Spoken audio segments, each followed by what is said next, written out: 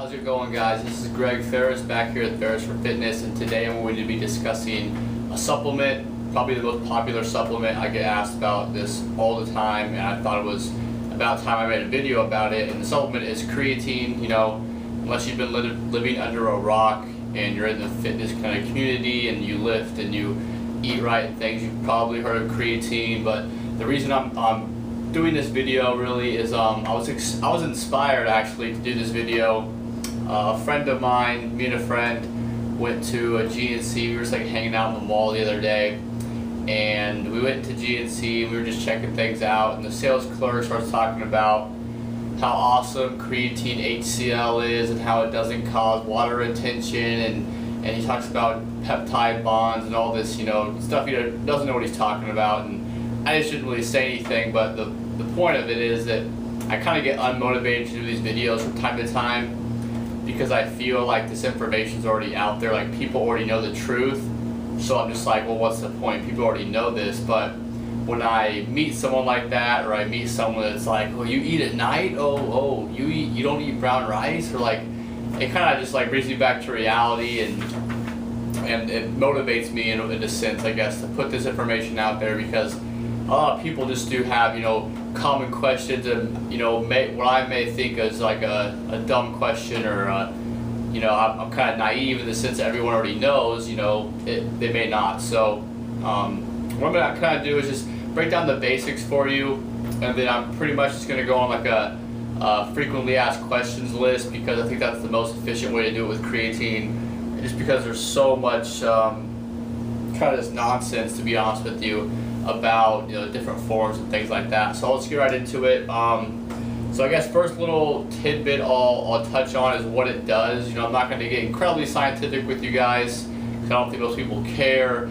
but your cells use ATP for energy. So when someone says that creatine, when you supplement with creatine, it gives you more energy, they don't mean like an energy drink or caffeine or something like that. They mean it supplies you with more ATP energy.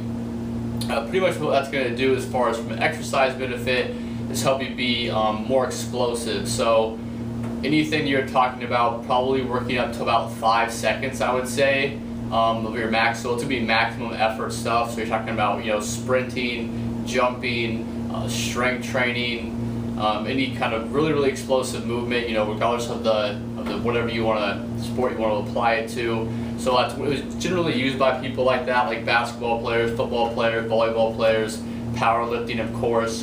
The one thing that I do think is going to be useful for this video, because I don't hear a lot of people talking about this, is endurance athletes also using it.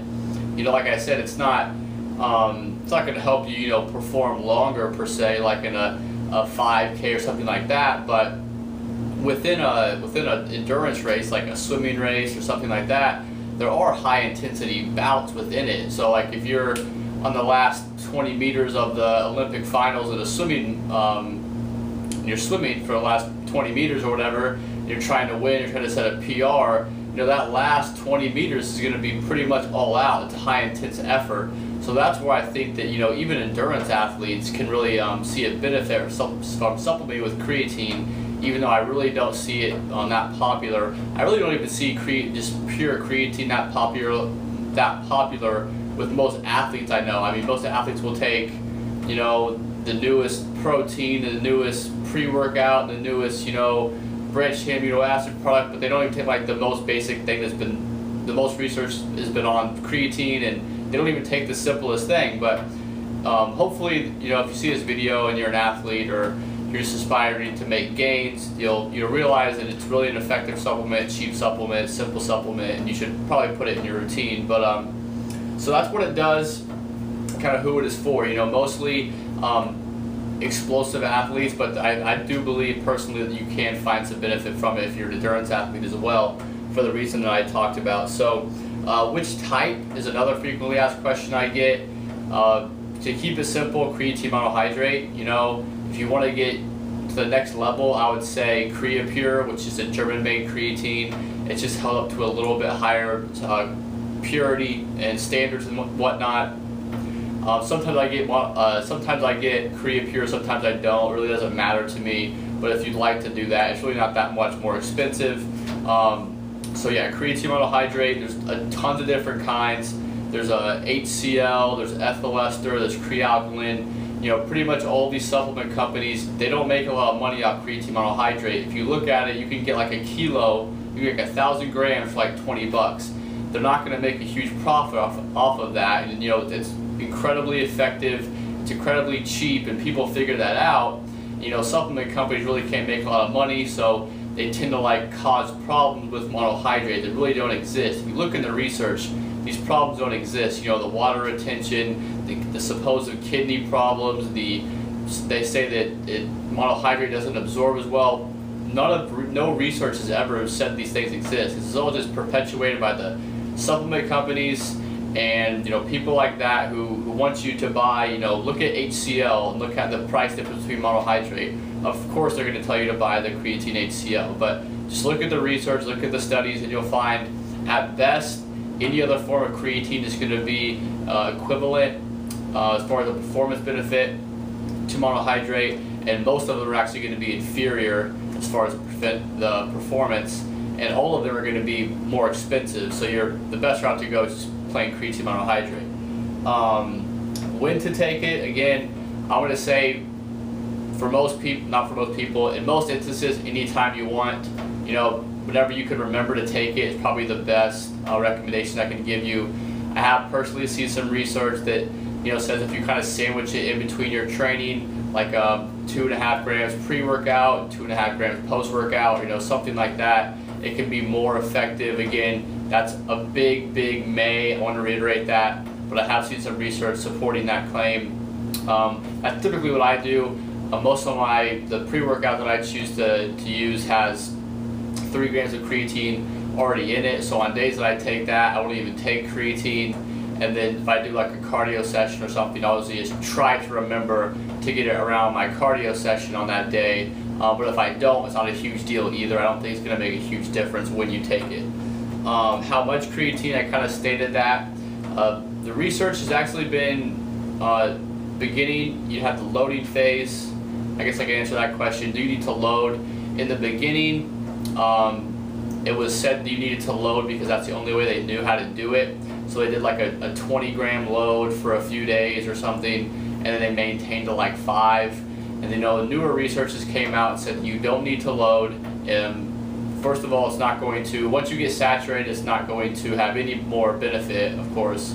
And B, it doesn't even speed up the saturation. So it really doesn't matter as far as loading goes. And then the dosing, most people will say 5 grams.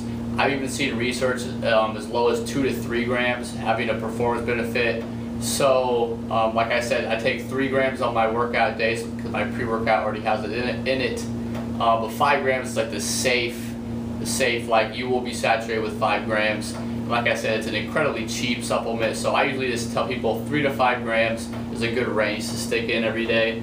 It's another question every single day. Some people tell me, can I just take it on my workout days? You may be able to get away with that, but again, just try to remember to take it every day because it is incredibly cheap. So you're not going to be wasting a lot of money taking it. So how much? The quality, I touched on the quality. Crea Pure is going to be a little bit higher grade, but as far as I'm concerned, just get your creatine monohydrate from a company that manufactures at a GMP certified facility, and you'll be good to go. Cycling, a lot of people have talked about, do I need to cycle creatine so my body doesn't get used to it? Don't worry about that. No researches came out saying that cycling is beneficial.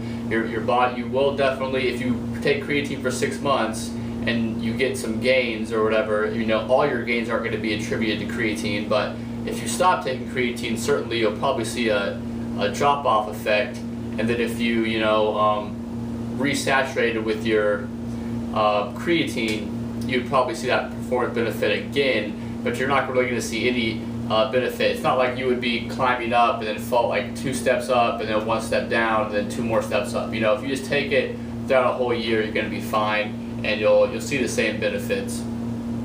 Water retention, I really don't want to get to that because it can kind of get scientific, but that's what it's supposed to do, to be honest with you. That's why it's kind of ironic when you hear some people that say, oh, well, this creatine doesn't hold water, it doesn't doesn't make you hold water, so it doesn't work. Like, that's what I want to ask them. But yeah, part of the benefit of creatine is that it helps you hold more water in your cell. So that means that it's working. So the water retention is kind of related to the next question, which is, will there be a weight gain? For the most part, I would say the weight gain is exaggerated by most people. Most people will say that, you know, I took creatine and I put on 10 pounds in a month. Well, maybe they did put on 10 pounds in a month, but it wasn't solely because of the creatine. I believe the most I've seen in research is about 4 pounds gained. I think it was in a 12-week study, and they call those people like a hyper responder. So that's definitely not an average 4-pound gain. That's like the maximum they've seen in a study. So if someone's gaining like more than 5 pounds off creatine, it's probably mostly because they're training and because of their diet increased. And then the last thing I really wanted to touch on was, you know, some people, as far as anecdotally, will really kind of swear by creatine. I mean, even people that have no clue what they're talking about, they will either swear by creatine, or they'll be like, you know, it's crap, whatever. And there's some merit to that, because it's been found that some people just frankly don't respond to creatine. And like I said, some people can see some pretty dang good, impressive benefits. And there's pretty much 3 factors that you have to really look into with that. 2 of them you really can't control. The first one you can control to an extent, I guess, is how much creatine you already have. So if you have the example of like a glass of water, and you know someone eats a lot of like red meat and they already have like a creatine a lot in their system, it's like 3/4 full, and they supplement with creatine, they're not going to see a huge performance effect. You know, they're not going to put on a whole bunch of muscle from creatine. I mean, things like that. But if you take someone that already has low levels of creatine in their system, and then you supplement with that 5 grams or whatever, you know, the increase is going to be much greater. So they're going to have just a much better benefit from it. The second point is obviously just going to be kind of a genetic factor. Most people that respond better to it, or really would respond better to training or anything, are going to be predominantly type 2 muscle fiber dominant. So you really can't control that, so nothing to really worry about there.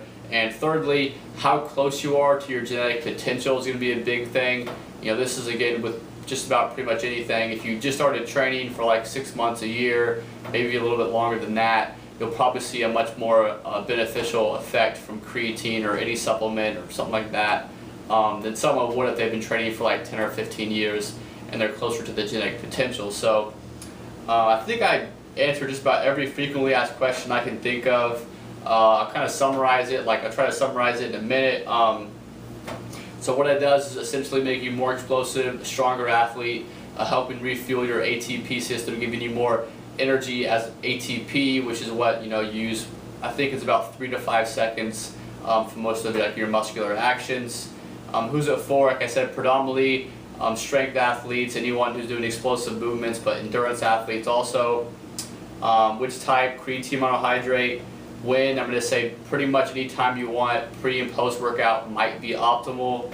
How much? 3 to 5 grams every single day. Don't need to cycle. Don't need to load. It will have a little effect on weight gain, like I said. It's going to really fluctuate from person to person. So maybe if you compete in if you're a wrestler or something like that, and you have to compete under 170 or something around a weight class, and you're not taking creatine, you're having a hard time staying under 170, and you really you're 169, you don't want to push over it, then maybe not creatine might not be best for you. But like I said, these 5, 10, 20 pound weight gains that people claim from creatine are solely because of creatine. So it'll usually for most people be about 1 pound or 2, something like that, and it will be water retention, but again, that is a positive effect of creatine. So if someone claims that, if you walk into GNC and someone claims that their creatine doesn't hold water, just say, okay, well then why would I buy that? Because it doesn't work. So hopefully that clears up some misconceptions about creatine. Preferably you just go out and buy creatine monohydrate now, but I need to talk about creatine as a whole because it kind of helps with that. So thank you guys for the support as always. Hopefully you guys found this information useful, whether you're an athlete or whatever your goals are. I think the Creatine Monohydrate could probably help you out with just about any fitness goal. So thank you guys for watching, and I will have more information coming soon.